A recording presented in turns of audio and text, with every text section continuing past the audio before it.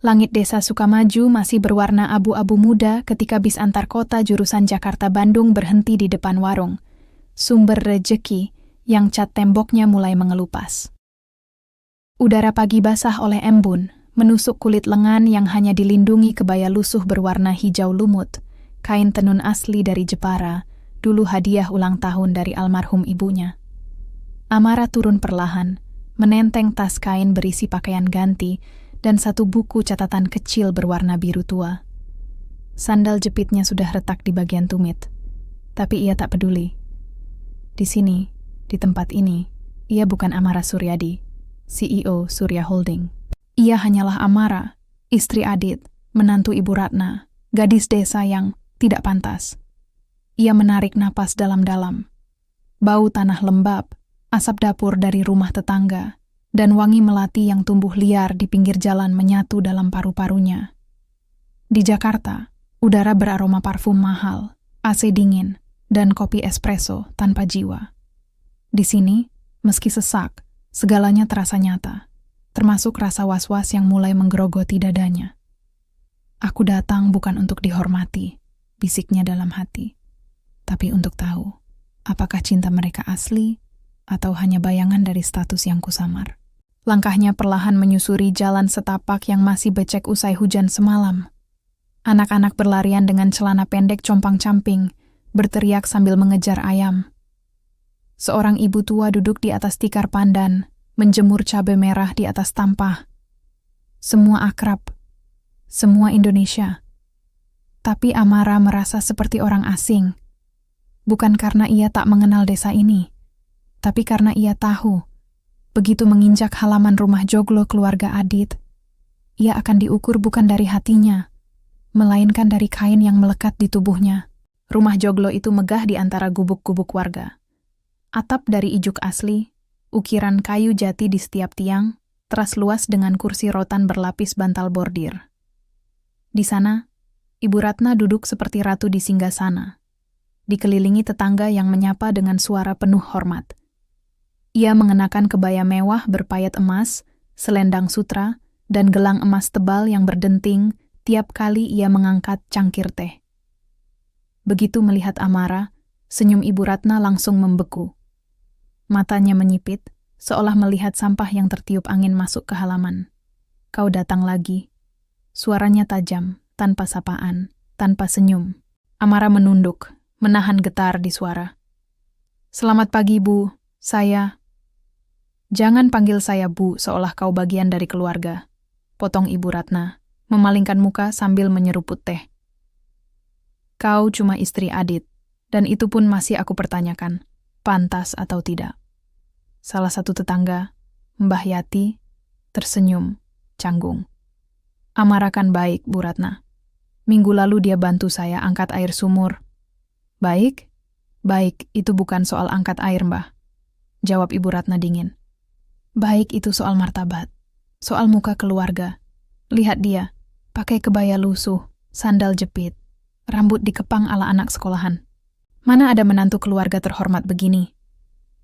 Amara mengepalkan tangan di balik punggung. Dadanya sesak, tapi ia tak menangis. Ia belajar itu sejak kecil. Air mata tak mengubah dunia, hanya membuatmu terlihat lemah. Sebelum ia sempat berkata apa-apa, suara Adit terdengar dari dalam rumah. Ma, jangan berlebihan. Adit muncul dari pintu dapur, mengenakan kemeja putih yang sudah mulai menguning di kerah. Wajahnya pucat, matanya menghindar. Ia tersenyum kecil pada Amara, senyum yang dulu membuatnya jatuh cinta, tapi kini terasa kosong, seperti topeng. Kamu datang, cepat juga bisnya, katanya canggung. Amara hanya mengangguk. Ia ingin memeluknya, ingin merasakan kehangatan yang dulu selalu ia percaya. Tapi tubuh Adit kaku, seolah takut disentuh di depan ibunya. Ibu Ratna berdiri, suaranya menggema. Kalau sudah sampai, langsung masuk. Jangan berdiri di teras seperti pengemis. Dan jangan sentuh furnitur, kainmu kotor. Amara masuk, kepala tetap menunduk. Setiap langkah di lantai kayu berderit, seolah rumah itu menolak kehadirannya. Di dapur, ia diberi seember air dan kain pel. Selesaikan sebelum makan siang. Lantai harus mengkilap.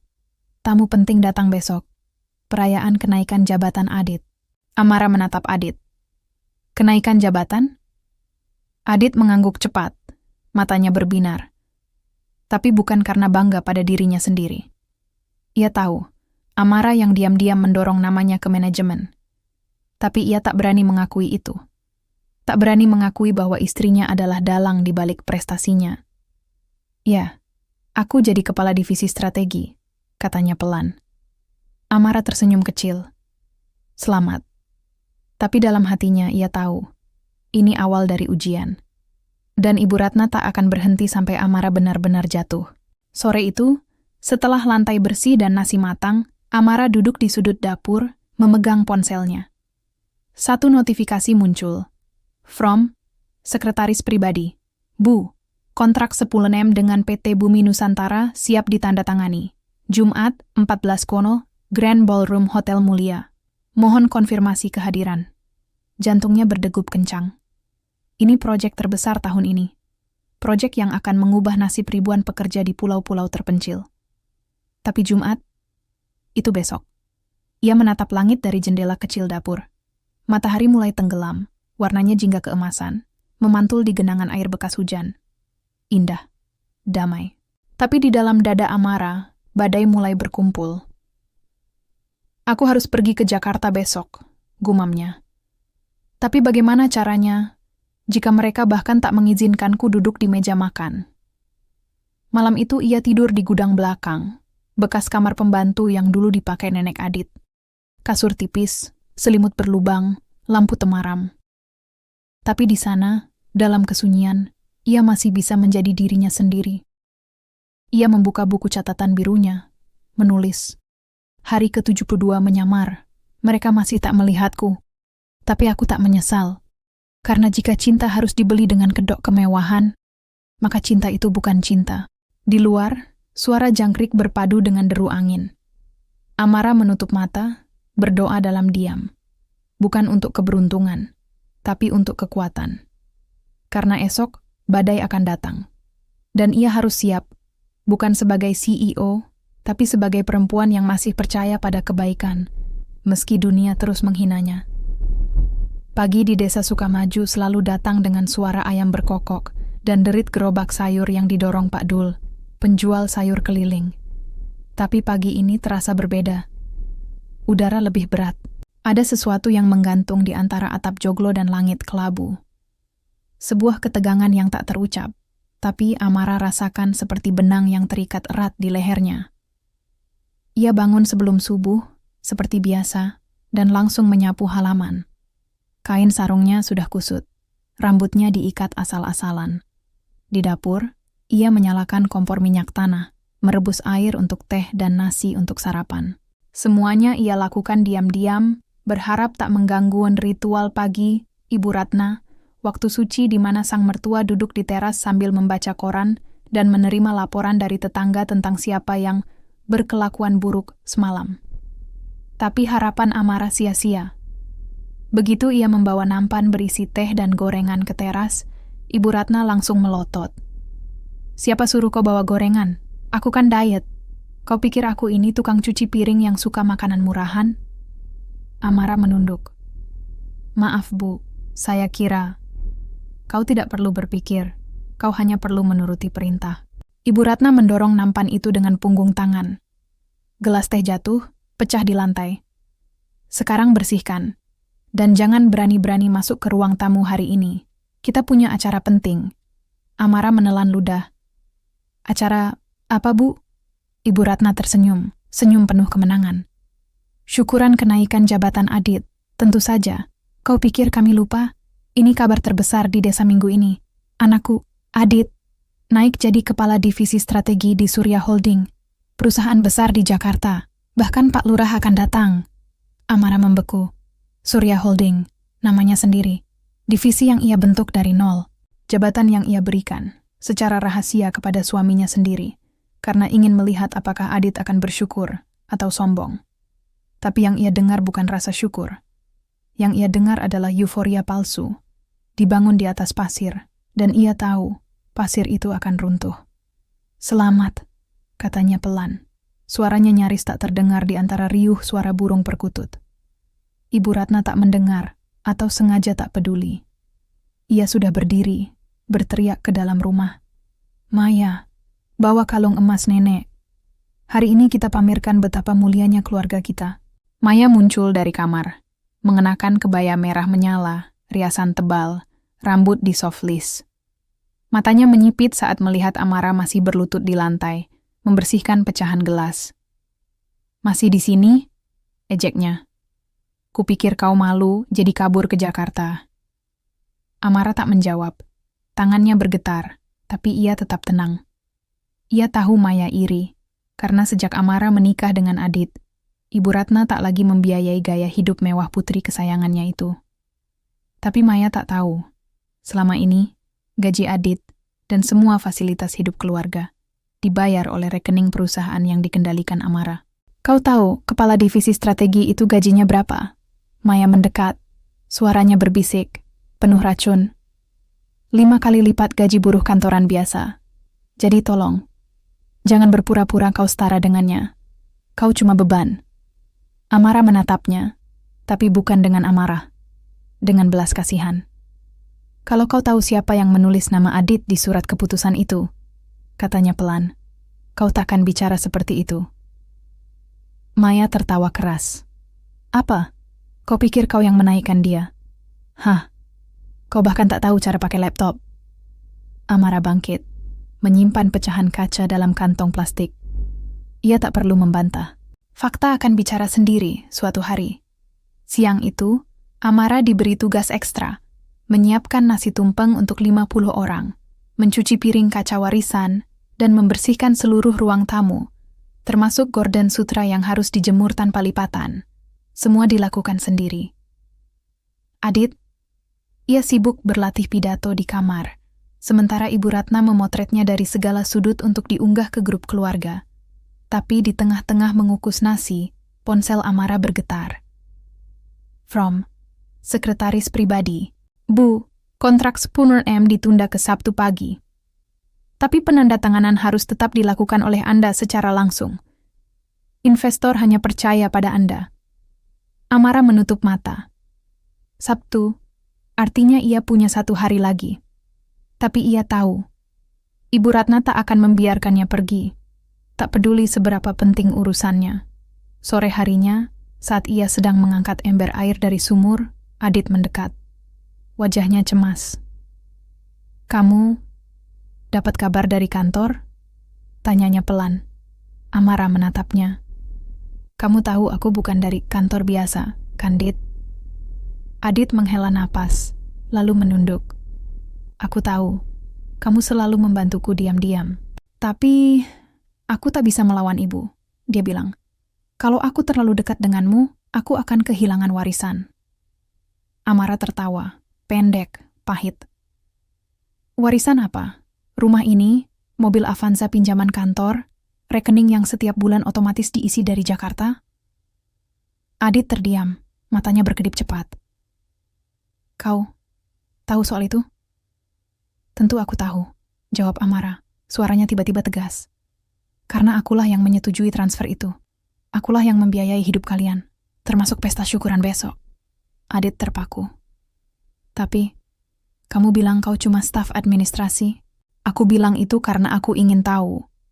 Apakah kau mencintaiku sebagai istri atau sebagai jalan untuk naik kelas? Adit tak menjawab. Ia hanya menatap tanah, seperti anak kecil yang ketahuan berbohong. Amara meletakkan ember itu. Airnya bergoyang, memantulkan wajahnya yang lelah tapi teguh. Kalau besok aku pergi ke Jakarta untuk urusan yang jauh lebih penting daripada pesta ini, dan kau diam saja, maka kau sudah menjawab pertanyaanku. Penting, ia berjalan pergi, meninggalkan Adit berdiri di bawah pohon mangga yang daunnya mulai menguning. Malam itu, Amara duduk di gudang, menatap langit lewat celah atap. Bintang-bintang berkedip, tenang, tapi di hatinya, badai mulai berputar. Besok ia harus pergi, tapi ia tahu, mereka tak akan membiarkannya. Dan benar saja, saat fajar menyingsing, Pintu gudang dikunci dari luar. Suara kunci berputar. Lalu, langkah kaki menjauh. Amara berlari ke jendela kecil, mengetuk-ngetuk kayu. Bu Ratna, saya harus ke Jakarta. Ini penting. Dari luar, suara Ibu Ratna terdengar dingin. Lebih penting dari harga diri keluarga? Tidak. Kau diam di sana sampai pesta selesai. Hari ini, Adit adalah bintang, bukan kau. Lalu, suara api. Amara membalik, jantungnya berhenti. Di sudut gudang, tas kerjanya, yang berisi paspor, dokumen kontrak, dan flash drive berisi tanda tangan digital, terbakar perlahan. Asap mengepul. Nyala api menjilat kertas, memakan kebenaran yang seharusnya ia bawa ke Jakarta. Ia jatuh berlutut, air mata akhirnya tumpah. Bukan karena takut, tapi karena kekecewaan yang terlalu dalam. Kalian bukan mengusirku, bisiknya, suaranya serak. Kalian mengusir kepercayaanku. Di luar, suara genderang dan gong mulai ditabuh. Pesta dimulai, dan Amara, yang seharusnya menjadi arsitek di balik kenaikan Adit, terkurung dalam gelap, menyaksikan dokumen hidupnya hangus menjadi abu. Tapi di balik asap itu, matanya mulai menyala. Bukan dengan amarah, tapi dengan tekad. Jika mereka ingin bermain sandiwara, maka ia akan menjadi sutradara terakhir yang mengakhiri lakon ini. Dengan adegan yang tak pernah mereka bayangkan. Gudang belakang rumah joglo keluarga Adit bukan sekadar ruang penyimpanan. Bagi Amara, dalam 2 bulan terakhir, tempat ini telah menjadi saksi bisu dari penghinaan, kesepian, dan, yang paling menyakitkan, pengkhianatan diam dari suaminya sendiri. Kini, malam itu lebih mencekam dari biasanya. Asap dari tas kerjanya yang dibakar masih menggantung di udara, menusuk hidung dan tenggorokan. Matanya perih, tapi ia tak berani batuk terlalu keras. Khawatir suaranya menembus dinding kayu dan menarik perhatian Ibu Ratna. Di luar, suara musik dangdut koplo menggema dari speaker besar, diselingi tawa riuh tamu yang datang menghormati kesuksesan Adit. Amara merangkak ke sudut gudang, meraba-raba di antara tumpukan karung beras dan botol bekas. Ia menemukan dompet kecilnya, masih utuh, disembunyikan di balik tumpukan kain perca. Di dalamnya, KTP, 1 lembar uang 100.000, dan foto pernikahannya dengan Adit, masih berbingkai plastik murahan. Tapi bagi Amara, itu satu-satunya bukti bahwa dulu, cinta itu pernah nyata. Ia menatap foto itu lama. Adit tersenyum lebar, matanya bersinar, tangannya menggenggam erat tangan Amara. Hari itu, ia berkata, "Aku akan lindungi kamu selamanya." Sekarang, ia malah membiarkan istrinya dikurung. Tapi Amara tak menangis lagi. Tangisnya habis di malam sebelumnya. Kini, yang tersisa hanyalah ketenangan yang menyeramkan, seperti laut sebelum tsunami. Ia menyalakan lampu senter kecil dari gantungan kunci, lalu membuka buku catatan birunya yang selamat dari api. Dengan tulisan tangan yang mantap, ia menulis, "Mereka membakar dokumen, tapi mereka tak bisa membakar otoritas. Mereka mengunci tubuhku, tapi tak bisa mengunci keputusanku. Besok, mereka akan merayakan kemenangan Adit, tapi lusa, mereka akan tahu siapa yang sebenarnya memegang kekuasaan." Ia menyimpan buku itu di dalam korset kebayanya, tempat yang tak akan mereka geledah, karena menganggapnya terlalu rendah untuk menyembunyikan sesuatu yang berharga. Lalu ia berdiri, menatap jendela kecil di atas. Ukurannya cukup untuk tubuhnya merangkak keluar, jika ia berani. Tapi tidak malam ini. Malam ini, ia akan biarkan mereka menikmati pesta. Biarkan mereka mabuk dalam ilusi. Karena kenyataan akan datang, dengan langkah tenang, mata tajam, dan keputusan yang tak bisa ditawar. Di ruang tamu yang dihias lampion merah dan karangan bunga palsu, Ibu Ratna duduk di kursi kehormatan seperti ratu di istana. Kebaya emasnya berkilau di bawah lampu gantung yang baru saja ia pasang untuk acara ini. Katanya, "Biar tamu tahu kita bukan keluarga sembarangan." "Lihat Maya," katanya sambil menunjuk potret besar Adit yang dipajang di dinding, diberi bingkai emas. "Ini adalah hari yang kutunggu sejak dia lahir. Anakku, naik jabatan di perusahaan besar." Bahkan Pak Camat bilang, ini kebanggaan desa. Maya tersenyum, memegang gelas jus jambu. Iya, Ma. Tapi jangan lupa, besok kita harus pastikan Amara benar-benar keluar dari hidup kita. Dia mulai aneh akhir-akhir ini. Tadi aku lihat dia bicara sendiri di gudang. Ibu Ratna mendengus. Biarkan dia bicara. Mulutnya tak bergigi. Kau lihat tadi. Aku bakar tasnya. Semua dokumen pentingnya jadi abu. Dia bahkan tak bisa buktikan siapa dia. Bahkan kalau dia lari ke Jakarta, dia tak punya paspor, tak punya uang, tak punya siapa siwa. Maya tertawa. Mungkin dia jadi gelandangan di stasiun. Lucu, ya? Dulu sok tahu, sekarang makan dari tempat sampah. Keduanya tertawa keras, tawa yang penuh kemenangan, tapi kosong di dalamnya. Tak jauh dari situ, Pak Karta, suami Ibu Ratna, duduk di teras belakang, menatap api unggun kecil yang sengaja dinyalakan untuk nuansa tradisional. Ia tak ikut merayakan. Ia tahu sesuatu yang tak diketahui istrinya. Beberapa minggu lalu, saat ia pergi ke Jakarta untuk urusan keluarga, ia kebetulan lewat di depan gedung Surya Holding. Di layar digital lobi, terpampang wajah seorang wanita muda, elegan, berjas hitam, rambut disanggul rapi, sedang memberikan pidato peluncuran program CSR. Wajah itu mirip Amara, tapi ia tak berani berkata apa-apa. Ia tahu, jika ia bicara, Ibu Ratna akan menganggapnya gila. Jadi ia diam. Hanya menatap bulan, berdoa dalam hati. Ya Allah, jangan biarkan kesombongan kami mengubur kebenaran. Pukul 02.17 pagi. Semua tamu telah pulang. Musik berhenti. Rumah joglo kembali sunyi, kecuali suara jangkrik dan desau angin. Amara masih terjaga. Ia mendengar langkah kaki pelan mendekati gudang. Kunci berderit. Pintu terbuka perlahan. Itu Pak Karta. Ia membawa segelas susu hangat dan sepotong lapis legit. Minumlah, bisiknya. Kau butuh tenaga. Amara menerimanya, tangan gemetar. Terima kasih, Pak. Pak Karta menatapnya lama. Kau bukan orang biasa, ya? Amara tak menjawab langsung. Ia hanya menatap mata tua penuh kebijaksanaan itu. Mata yang tak pernah menghakimi, hanya mengamati. Saya hanya ingin tahu apakah cinta itu tulus, Pak, katanya pelan. Bukan karena jabatan, bukan karena uang, tapi karena saya. Pak Karta mengangguk. Lalu ia berbisik, kalau kau perlu pergi, ada jalan kecil di belakang kebun mangga, menuju jalan raya. Tak ada yang tahu, kecuali aku. Amara menatapnya, terharu. Kenapa Bapak membantu saya? Pak Karta tersenyum getir.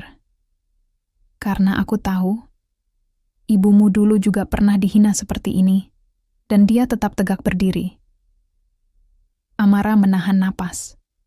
Ibunya, yang meninggal saat ia masih SMA, pernah bercerita tentang suaminya yang pertama, yang menolak menikahinya karena darah desa. Tapi Pak Karta tahu kisah itu. Sebelum ia sempat bertanya, Pak Karta sudah menutup pintu gudang. Tapi kali ini, tak dikunci. Pagi-pagi sekali, bisiknya dari luar. Sebelum ayam berkokok. Amara memegang gelas susu itu erat. Hangatnya menyebar ke dada, bukan hanya dari susu, tapi dari satu kebaikan kecil di tengah lautan kebencian. Ia tahu, ia harus pergi besok. Tapi bukan sebagai korban. Ia akan pergi sebagai pemilik takhta yang sedang kembali. Dan malam itu, untuk pertama kalinya sejak lama, Amara tidur dengan senyum, tenang, penuh rencana, dan siap mengakhiri sandiwara ini dengan giliran yang tak terduga. Dini hari itu, Amara menyelinap keluar lewat jalan kebun mangga seperti yang Pak Karta tunjukkan. Udara dingin menusuk tulang, tapi ia tak peduli.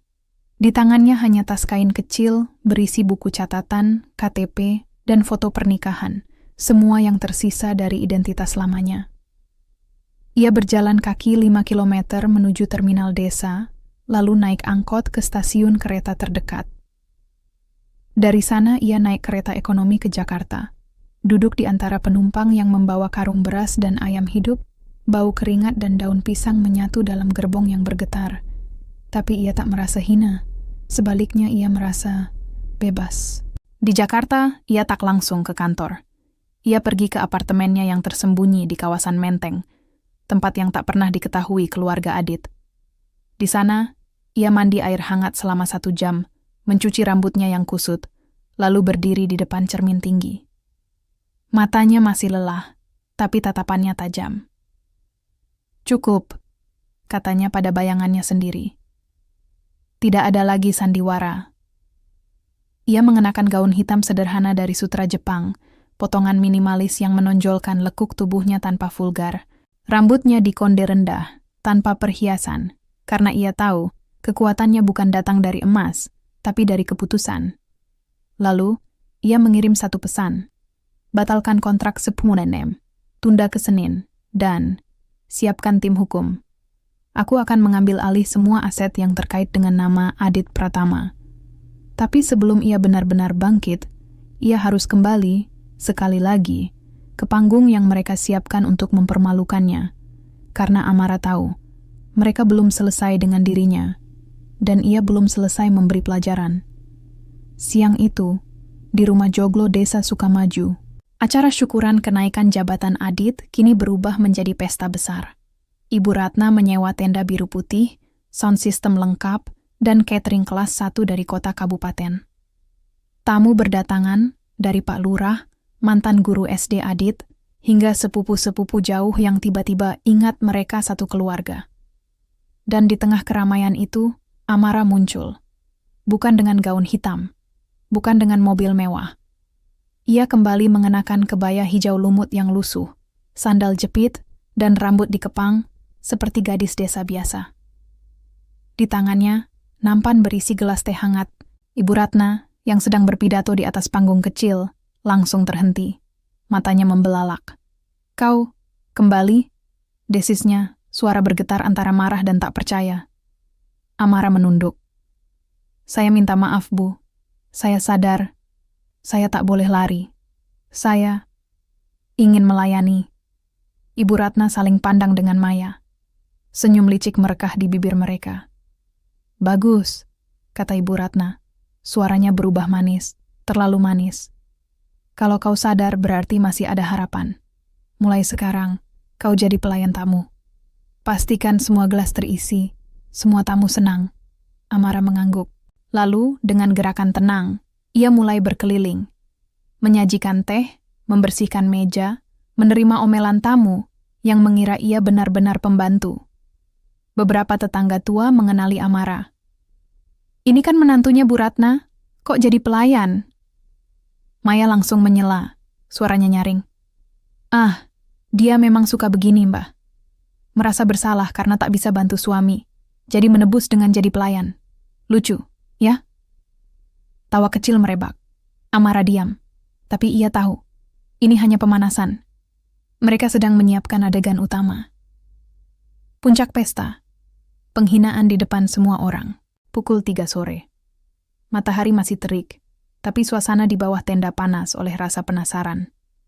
Tiba-tiba, Maya berteriak histeris. "Kalendaku hilang!" Semua tamu menoleh. Maya berlari ke tengah panggung. Wajahnya pucat, tangannya gemetar. "Kalung emas peninggalan nenek. Baru saja aku pakai waktu foto. Sekarang, hilang."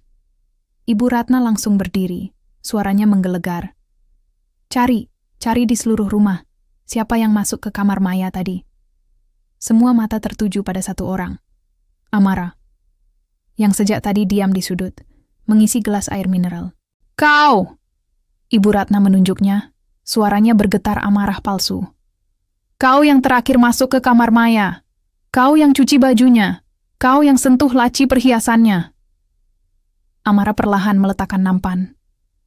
"Saya tidak menyentuh apapun, Bu. Saya hanya lipat baju yang sudah kering." "Bohong!" Maya menangis, air mata yang dibuat-buat. "Aku lihat kau keluar dari kamarku dengan tangan di balik punggung. Kau sembunyikan kalung itu." Tamu-tamu mulai berbisik. "Ah, mungkin benar. Dia kan orang luar. Dari keluarga biasa, mana mungkin jujur. Kalung emas seberat itu pasti dijual buat makan." Amara menatap Adit. Suaminya berdiri di samping Ibu Ratna, wajahnya pucat. Matanya berkedip cepat. Ia tahu ini rekayasa. Tapi ia diam. Ia tak bergerak. Ia memilih aman. Dan di saat itu, hati Amara benar-benar mati.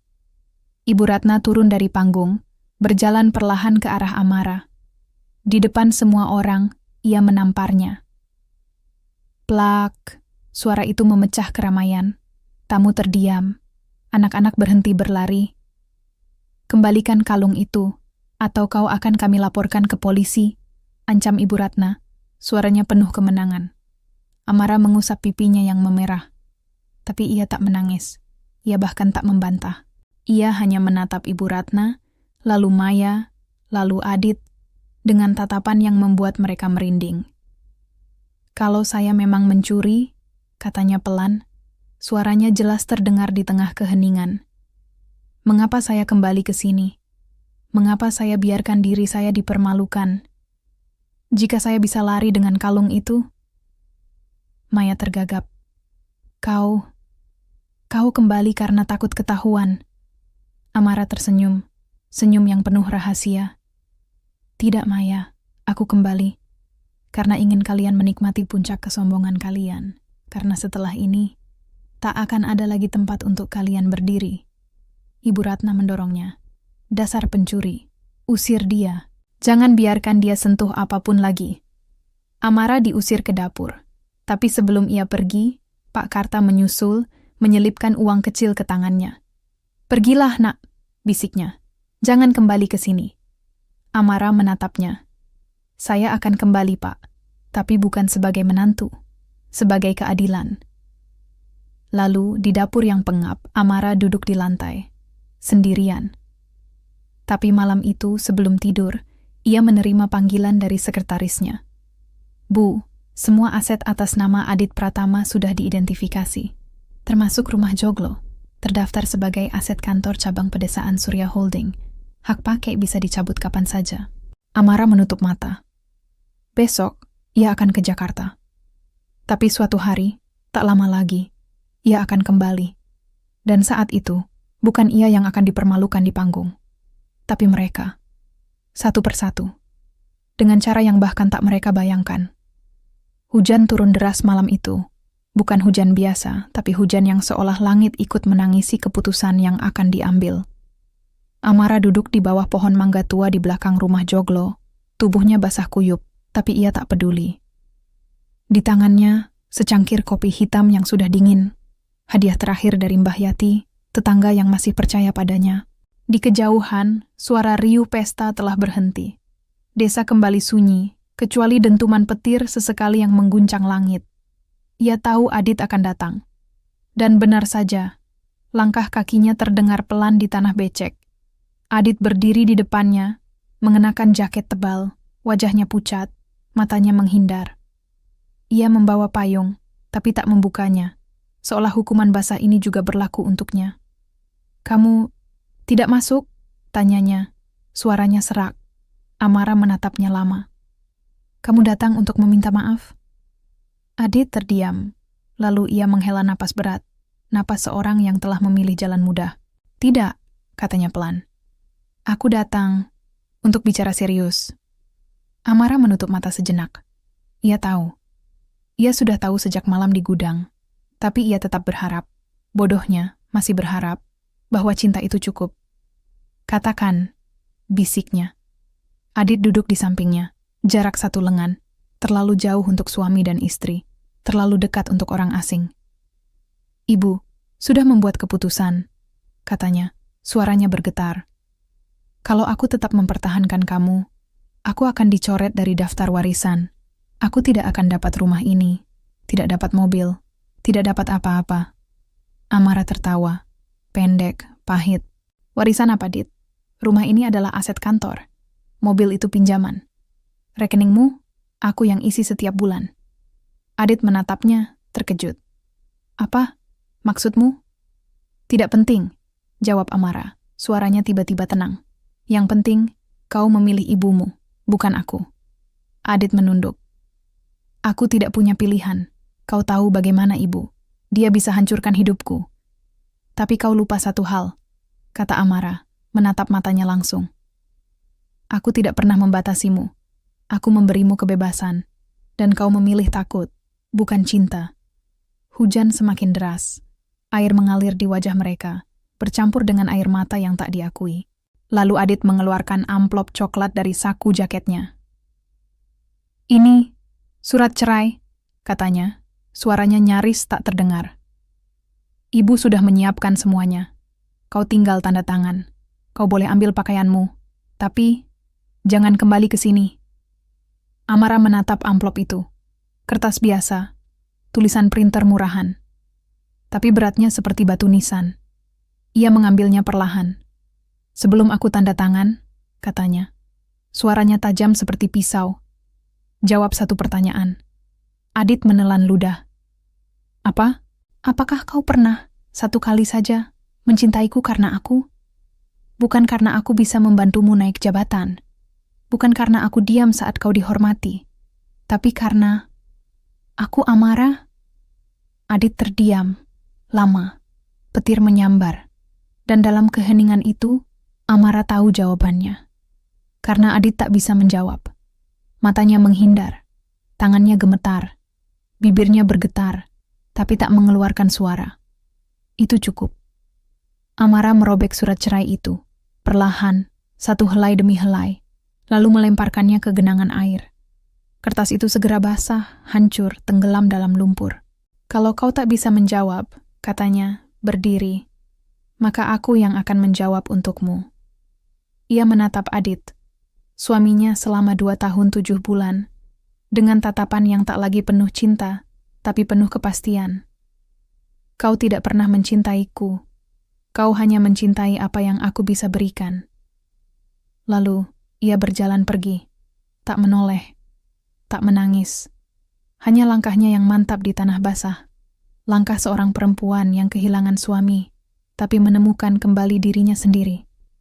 Di Jakarta, keesokan paginya, Amara berdiri di balkon apartemennya, menatap kota yang tak pernah tidur. Di bawah, mobil-mobil melaju seperti semut yang tak tahu arah. Tapi ia tahu arahnya. Ponselnya berdering. From sekretaris pribadi. "Bu, Adit baru saja mendaftar ke HRD sebagai calon menantu keluarga Lala Wijaya. Mereka akan tunangan pekan depan di Ritz-Carlton. Undangan sudah diedarkan." Amara tak terkejut. Ia hanya tersenyum, senyum dingin, penuh rencana. "Baik," katanya ke ponsel. "Siapkan undangan khusus untukku. Aku akan hadir sebagai tamu kehormatan." Lalu ia mengirim perintah terakhir. "Aktifkan protokol Phoenix. Semua aset atas nama Adit Pratama, blokir. Semua fasilitas, cabut. Dan siapkan tim hukum. Saatnya kebenaran tampil di atas panggung." Di kejauhan, matahari terbit, merah menyala, seperti api yang siap membakar ilusi. Amara mengenakan blazer hitamnya, rambutnya disanggul rapi, matanya tajam seperti elang. Ia bukan lagi istri yang diinjak-injak. Ia adalah Amara Suryadi, CEO Surya Holding. Dan malam pertunangan Adit akan menjadi panggung terakhir bagi kesombongan mereka. Karena setelah itu, tak akan ada lagi rumah joglo. Tak akan ada lagi mobil Avanza. Tak akan ada lagi nama Adit di daftar gaji perusahaan. Hanya sisa-sisa dari kebohongan yang runtuh. Dan satu perempuan yang berdiri tegak di tengah reruntuhan itu, tanpa dendam, tapi dengan keadilan. Jakarta pagi itu berkilau, bukan karena cahaya matahari, tapi karena kaca-kaca pencakar langit yang memantulkan ambisi kota.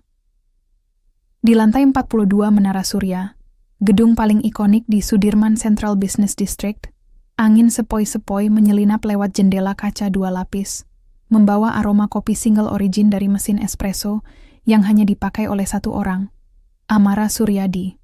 Ia berdiri di tengah ruang eksekutif yang luasnya setara lapangan bulu tangkis. Lantai marmer Italia, meja rapat dari kayu jati Jepara berusia ratusan tahun, dan di dinding, lukisan abstrak karya pelukis Bali yang harganya setara rumah mewah di Bandung.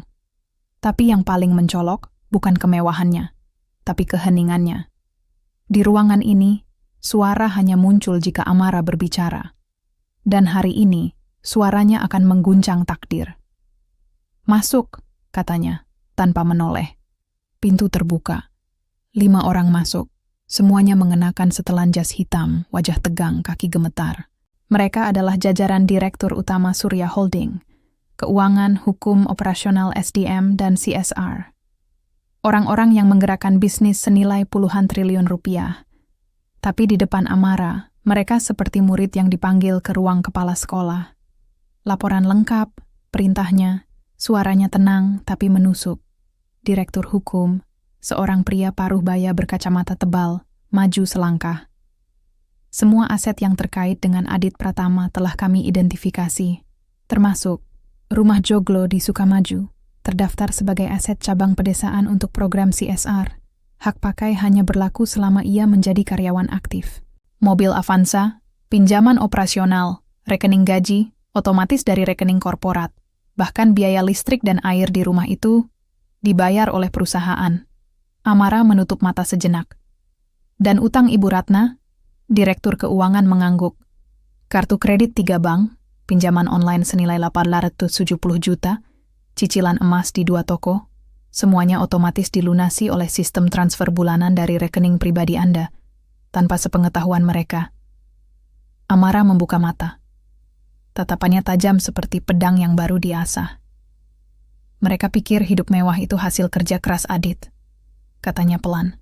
Padahal, setiap nafas yang mereka hirup dibayar oleh uangku. Ruang itu sunyi. Bahkan suara AC terasa terlalu keras. Mulai hari ini, lanjut Amara, suaranya mengeras, nonaktifkan semua akses Adit Pratama, cabut hak pakai rumah joglo, tarik mobil, hentikan transfer otomatis, dan ia menatap Direktur Hukum. Kirim surat peringatan ke Ibu Ratna. Jika dalam 72 jam utang pribadinya tidak dilunasi, kami akan laporkan ke OJK dan penagih profesional. Tapi Bu, Direktur SDM ragu. Adit masih karyawan aktif. Apakah ini tidak terlalu keras? Amara berjalan perlahan ke arah jendela, menatap kota di bawah. Keras? Ia tertawa, tawa yang tak menyentuh matanya. Mereka mengurungku di gudang, membakar dokumen penting negaraku, mempermalukanku di depan ratusan orang, menuduhku pencuri, dan suamiku menyerahkan surat cerai agar bisa menikahi wanita kaya pilihan ibunya. Ia berbalik, matanya menyala. Ini bukan kekerasan, ini keadilan. Lalu, dengan suara yang tiba-tiba lembut, tapi justru lebih menakutkan, ia berkata, dan aku ingin kalian hadir di pertunangannya. Semua direktur saling pandang. Di Ritz-Carlton, Sabtu depan, lanjut Amara.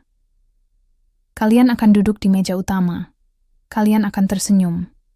Dan kalian akan menyaksikan saat aku naik ke panggung, bagaimana takhta yang mereka bangun dari pasir runtuh dalam hitungan detik.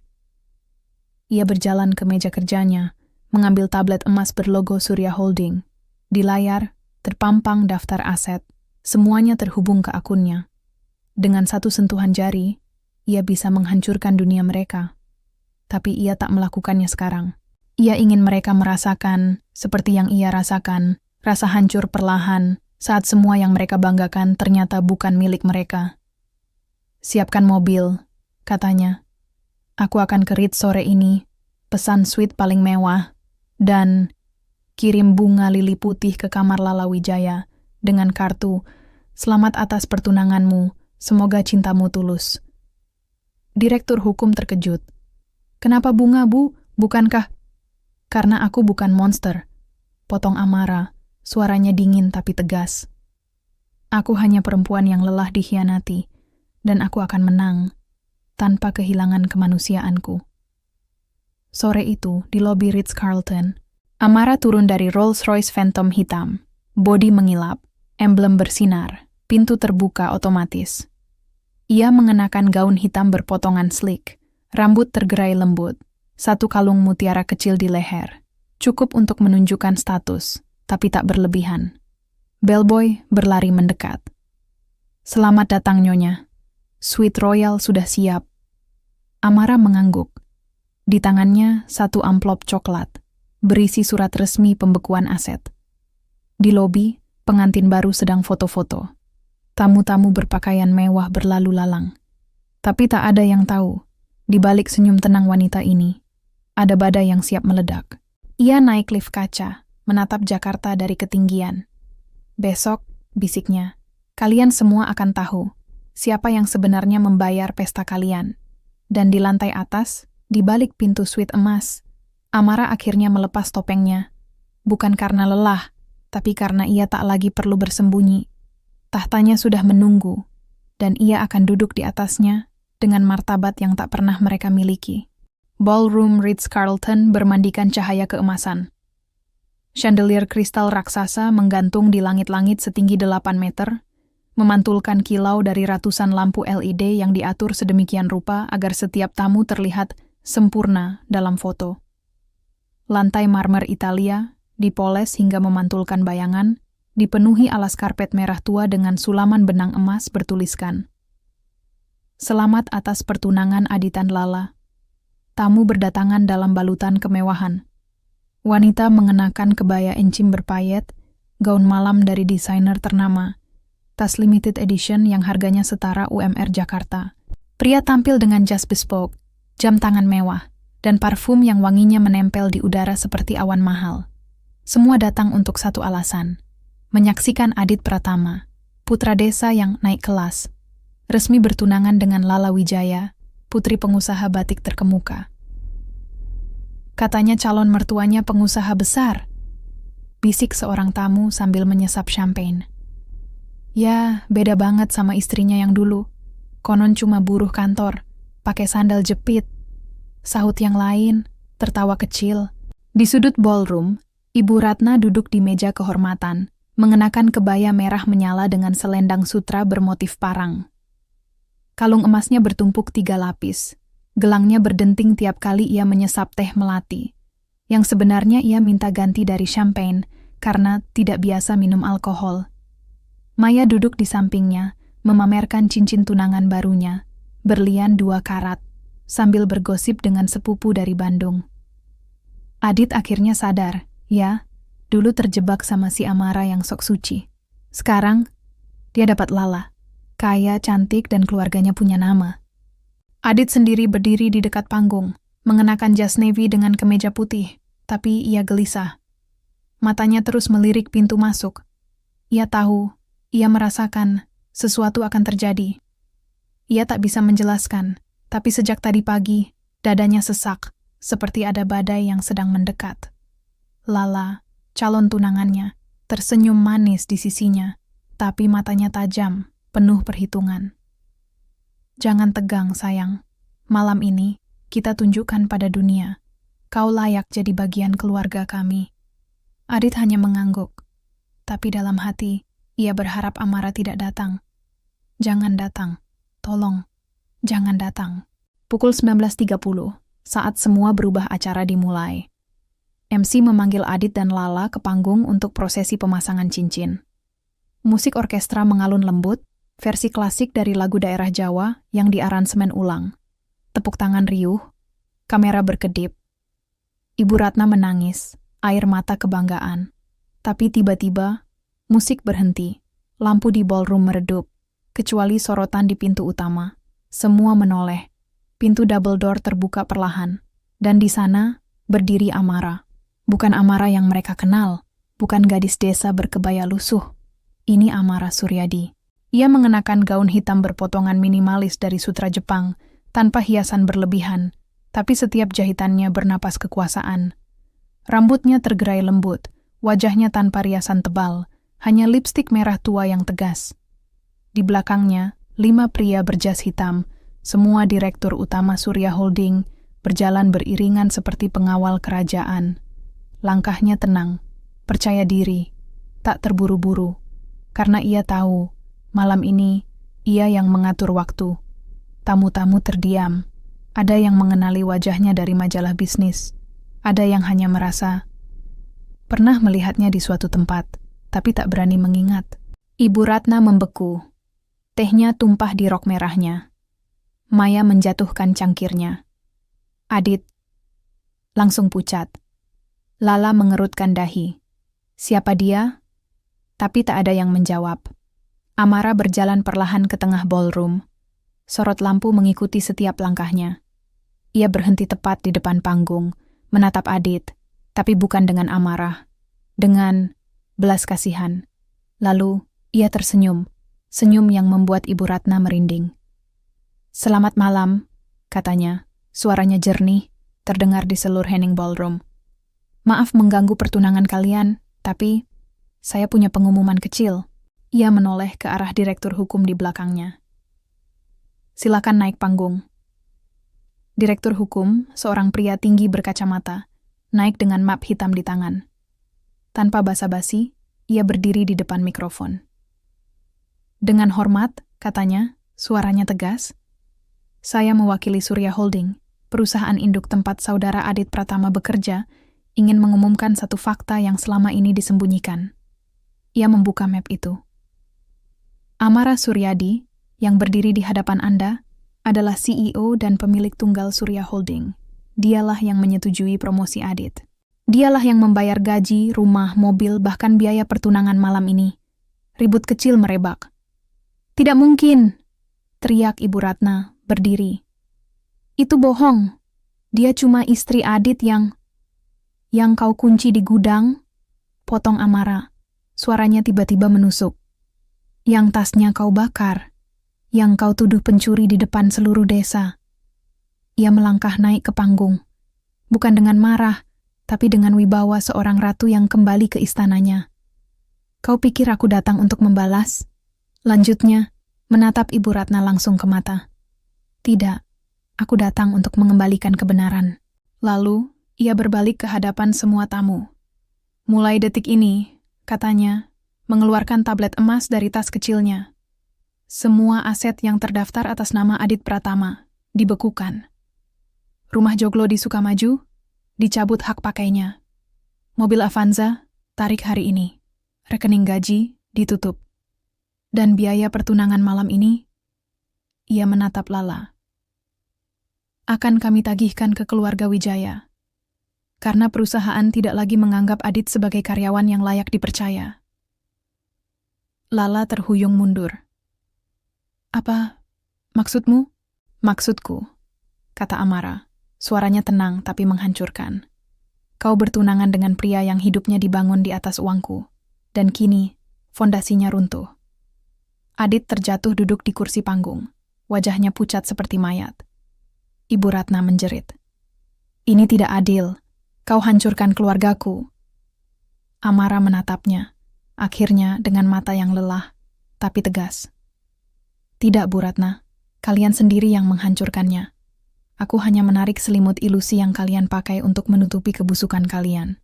Di luar suara mobil datang. Bukan satu, tapi 3. Mobil dinas bank. Petugas berjas resmi masuk, membawa surat penagihan. "Kami dari Bank Sentral Indonesia," kata salah satunya, suara keras. "Ibu Ratna Wijaya, Anda memiliki tunggakan pinjaman senilai 870 juta rupiah. Pelunasan harus dilakukan dalam 24 jam, atau aset akan disita." Tamu-tamu mundur. Ada yang merekam, ada yang buru-buru pergi. Ballroom yang tadi penuh cahaya, kini terasa seperti kuburan. Dan di tengah kehancuran itu, Amara berdiri tegak. Bukan sebagai korban, bukan sebagai istri yang dikhianati, tapi sebagai pemilik takhta yang tak pernah kehilangan mahkotanya. Sorot lampu di ballroom Ritz-Carlton kini bukan lagi milik cinta yang palsu, tapi milik kebenaran yang tak terbantahkan. Udara yang tadi wangi parfum dan bunga lili, kini pekat oleh aroma panik, keringat dingin, napas tersengal, dan bisikan-bisikan yang berubah jadi teriakan. Tapi Amara tetap tenang. Ia berdiri di tengah panggung, tablet emas masih menyala di tangannya. Layar menampilkan antarmuka internal Surya Holding dengan logo Phoenix yang berkedip. Protokol Phoenix, aktif. Semua akses dicabut. Di bawah, Ibu Ratna meronta-ronta seperti ular yang kehilangan bisa. "Ini rekayasa. Dia bayar kalian untuk berbohong." Teriaknya pada para direktur, suaranya pecah. Salah satu direktur, wanita paruh baya dengan rambut cepak dan jas rapi, melangkah maju. Itu Nadia Wiratama, sekretaris pribadi Amara, sekaligus wakil direktur hukum. "Rekayasa? Nadia menatap Ibu Ratna dengan dingin. Baik, mari kita buktikan. Ia menekan tombol di remote kecil. Layar LED raksasa di belakang panggung menyala, menampilkan dokumen resmi. Surat Keputusan Direksi Surya Holding, nomor 08 SH CEO 2025. Menunjuk Amara Suryadi sebagai Chief Executive Officer dan pemilik sah 100% saham Surya Holding, efektif sejak 1 Januari 2020. Ditandatangani oleh Notaris Republik Indonesia, disahkan Kementerian Hukum dan HAM. Di bawahnya, muncul daftar transfer bulanan otomatis, rekening, Adit Pratama, gaji, bonus, tunjangan. Sumber, rekening pribadi, Amara Suryadi Rumah Joglo, Sukamaju, terdaftar sebagai aset CSR cabang pedesaan. Hak pakai, hanya selama status karyawan aktif kartu kredit Ibu Ratna. Pembayaran otomatis dari rekening Amara. Total, 800.000 Tepuk tangan kecil terdengar dari tamu yang mulai paham. Lala Wijaya, calon tunangan Adit, maju dengan wajah murka. Jadi, selama ini kau hidup dari uang istrimu? Adit tak bisa berkata apa-apa. Ia hanya menunduk. Tangan menutupi wajah. Bukan malu, tapi hancur. Amara menatapnya. Kau punya pilihan, Dit. Kau bisa memilih kejujuran. Atau kemewahan semu. Kau memilih yang kedua. Dan sekarang, lihatlah. Kemewahan itu lenyap. Karena tak pernah benar-benar milikmu. Lalu, ia berbalik ke seluruh hadirin. Saya tidak datang untuk menghancurkan, katanya. Suaranya tiba-tiba lunak, tapi tetap tegas. Saya datang untuk mengingatkan, jangan pernah menilai seseorang dari penampilannya. Ia menunjuk dirinya sendiri. 2 bulan lalu, kalian melihat saya sebagai gadis desa berkebaya lusuh. Tapi di balik itu, saya memegang nasib ribuan karyawan, ratusan proyek sosial, dan miliaran rupiah yang mengalir untuk membangun negeri ini. Matanya menyapu Ibu Ratna, Maya, lalu Adit. Sedangkan kalian membangun harga diri di atas penghinaan, dan fondasi seperti itu pasti runtuh. Nadia kembali ke mikrofon. Sebagai tindak lanjut, Surya Holding secara resmi memecat Adit Pratama dengan alasan pelanggaran etika korporat, menyalahgunakan fasilitas perusahaan untuk kepentingan pribadi, mencabut hak pakai rumah Joglo efektif malam ini, menagih semua utang pribadi Ibu Ratna Wijaya. Jika tidak dilunasi dalam 24 jam, akan dilaporkan ke OJK dan penagih resmi. Ibu Ratna jatuh berlutut. Tidak, kalian tidak bisa. Itu rumah warisan keluarga. Bukan warisan, potong Amara. Itu aset perusahaan. Dan kau tahu siapa yang menandatangani surat pengalokasian aset itu? Ia menatap Ibu Ratna langsung ke mata. Aku. Diam. Hanya suara jantung yang berdebar dan langkah sepatu security yang mendekat. Bu Ratna, kata salah satu petugas keamanan Ritz dengan suara rendah, Anda diminta meninggalkan ballroom. Acara ini ditutup untuk Anda. Maya menangis histeris. Kami tidak punya uang. Kami akan tidur di jalan. Amara menatapnya, dan untuk pertama kalinya, ia merasa kasihan. Kau punya pilihan, Maya, katanya pelan. Kau bisa terus hidup dalam ilusi, atau mulai bekerja dengan tanganmu sendiri. Lalu ia menoleh ke Adit. Kau masih punya waktu, bisiknya, hanya cukup terdengar olehnya. Minta maaf, bukan karena takut kehilangan harta, tapi karena kau tahu kau salah. Tapi Adit hanya menggigit bibirnya. Ia tak berkata apa-apa. Amara menghela napas. Itu jawaban terakhirnya. Ia berjalan perlahan meninggalkan panggung, diikuti para direktur. Di pintu ia berhenti dan menoleh sekali lagi. Ballroom yang tadi megah, kini terasa seperti reruntuhan.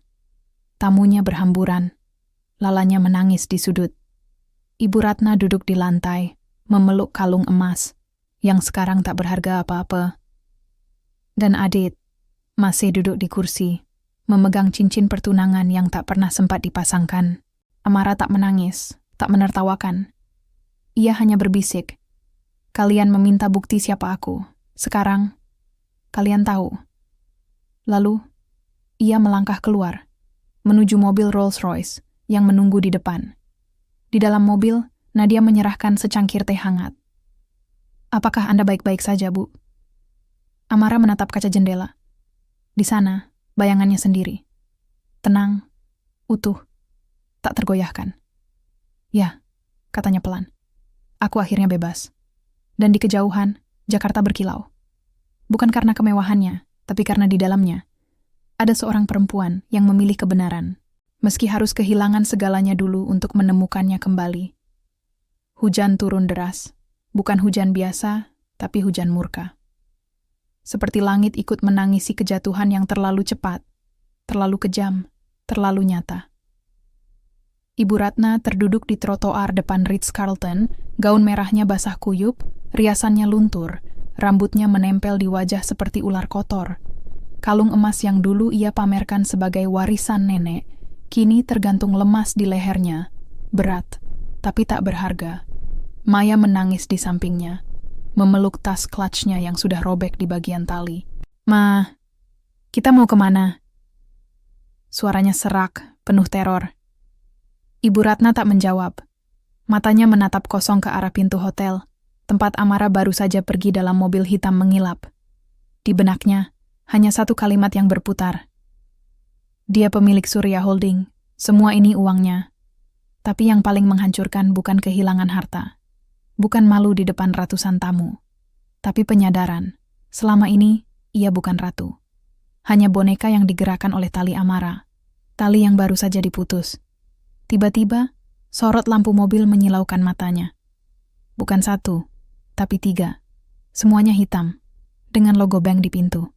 Mobil berhenti. Pintu terbuka. 4 orang pria berjas resmi turun, membawa map tebal dan tablet digital. Bu Ratna Wijaya? Tanya salah satunya, suara datar, tanpa emosi. Kami dari Divisi Penagihan Otoritas Jasa Keuangan. Anda memiliki tunggakan senilai 873.500.000 di 3 lembaga keuangan. Surat peringatan ketiga telah dikirim. Karena tidak ada respons, kami diizinkan melakukan penagihan langsung. Ibu Ratna berdiri goyah. Tapi, selama ini kan selalu dilunasi, setiap bulan, otomatis. Pria itu menatapnya, tak bersimpati. Ya, tapi sumber dana otomatis itu, rekening Amara Suryadi, telah menarik otorisasi. Artinya, utang kini kembali ke Anda, penuh dengan bunga 18% per tahun. Maya menjerit. Kita tidak punya uang, kita bahkan tidak punya rumah lagi. Salah satu penagih membuka tablet. Menurut data kami, Anda masih memiliki aset di Desa Sukamaju, rumah joglo. Kami akan sita sebagai jaminan sementara. Jika dalam 30 hari tidak dilunasi, akan dilelang. Tidak, teriak Ibu Ratna, suaranya pecah. Itu rumah keluarga, itu warisan. Maaf Bu, kata penagih itu dingin. Dalam dokumen kepemilikan, tanah dan bangunan terdaftar atas nama PT Surya Pedesaan, anak perusahaan Surya Holding. Dan pemilik sah PT itu, Amara Suryadi. Ibu Ratna terhuyung mundur.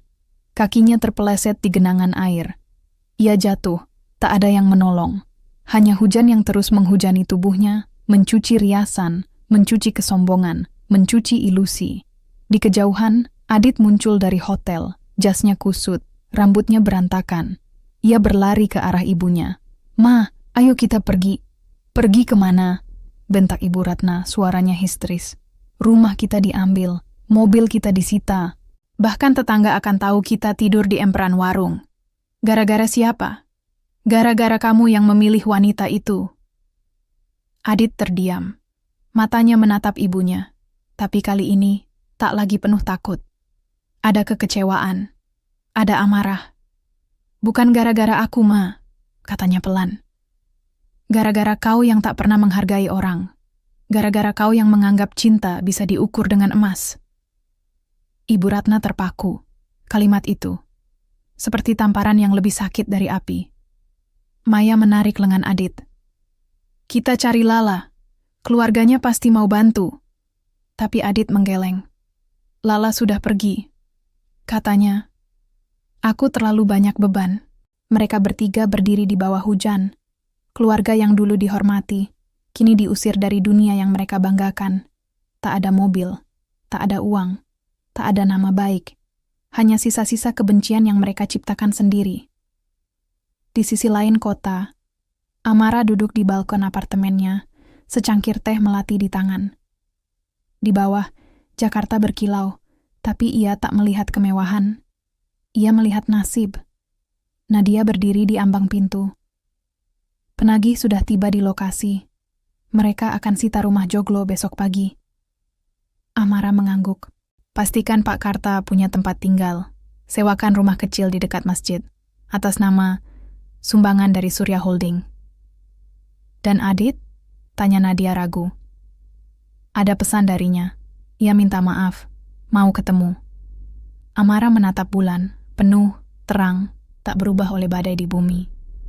Biarkan dia merasakan apa artinya kehilangan, katanya pelan. Bukan harta, tapi harga diri. Lalu, ia berbisik untuk dirinya sendiri. Mereka pikir kejatuhan itu akhir, padahal itu awal dari pencerahan. Di kejauhan, suara azan subuh mulai berkumandang. Hari baru akan datang. Dan di desa Sukamaju, fajar akan menyinari rumah joglo yang kini kosong, bekas istana ilusi yang runtuh, karena dibangun di atas pasir penghinaan. Pagi di desa Sukamaju datang dengan cara yang sama seperti dulu. Ayam berkokok, embun masih menempel di daun pisang, dan aroma nasi uduk dari warung Mbah Yati yang menyebar hingga ke jalan utama. Tapi kali ini, suasana desa terasa berbeda, lebih tenang, lebih jujur. Seolah beban yang selama ini menggantung di udara, akhirnya jatuh ke tanah, dan desa bisa bernapas lega. Amara datang sendiri. Tidak dengan Rolls Royce, tidak dengan rombongan direktur, tidak dengan gaun hitam berkilau. Ia mengenakan kebaya putih bersih, sederhana, tanpa payet, dan kain batik parang sederhana yang dulu sering dipakainya saat pertama kali datang ke desa ini. Rambutnya dikepang, sandal kulitnya rapi. Di tangannya, satu tas kanvas berisi dokumen dan sebuah amplop coklat tebal. Ia berjalan perlahan menuju rumah joglo yang dulu jadi panggung penghinaannya. Pintunya terbuka. Tak ada gorden mewah, tak ada bantal bordir, hanya meja kayu, tikar pandan, dan Pak Karta yang duduk sendirian di teras, menatap langit pagi. Begitu melihat Amara, ia tersenyum, senyum yang lelah, tapi tulus. "Kamu kembali," katanya, suaranya serak. Amara duduk di sampingnya. "Saya harus menutup lingkaran ini, Pak." Pak Karta mengangguk. Mereka pergi 3 hari lalu. Ibu Ratna dan Maya ke rumah sepupunya di Indramayu. Adit, entah kemana, katanya mau cari kerja di pabrik. Amara tak berkomentar. Ia hanya menyerahkan amplop itu.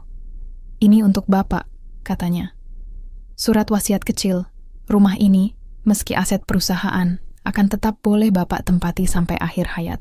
Tapi tidak boleh diwariskan, tidak boleh dijual, dan tidak boleh dipakai untuk pamer." Pak Karta membuka amplop. Matanya berkaca-kaca. "Kamu masih baik, Nak." "Bukan baik, Pak," jawab Amara pelan. "Saya hanya percaya, keadilan bukan balas dendam, tapi pemulihan." Ia menatap halaman rumah. Tempat dulu ia disuruh jadi pelayan, tempat dulu ia dipermalukan, tempat dulu ia menangis diam-diam di bawah pohon mangga. "Saya datang bukan untuk menghancurkan keluarga Bapak," lanjutnya. "Tapi untuk mengingatkan, harga diri bukan dari emas, tapi dari cara kita memperlakukan sesama." Pak Karta menggenggam tangannya. "Aku minta maaf. Aku tak bisa melindungimu." Amara menggeleng. "Bapak sudah melindungi saya dengan satu hal yang mereka tak punya. Diam yang penuh empati." Mereka duduk berdiam diri sejenak. Angin berhembus lembut. Di kejauhan, anak-anak berlarian sambil tertawa, tak peduli pada drama keluarga yang pernah mengguncang desa ini. Kehidupan terus berjalan, dan disitulah Amara menemukan kedamaian. Di warung kopi pinggir jalan, Amara duduk di bangku kayu, menyeruput teh tawar dari gelas kaca.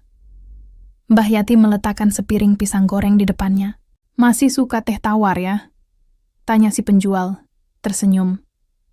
"Selalu," jawab Amara.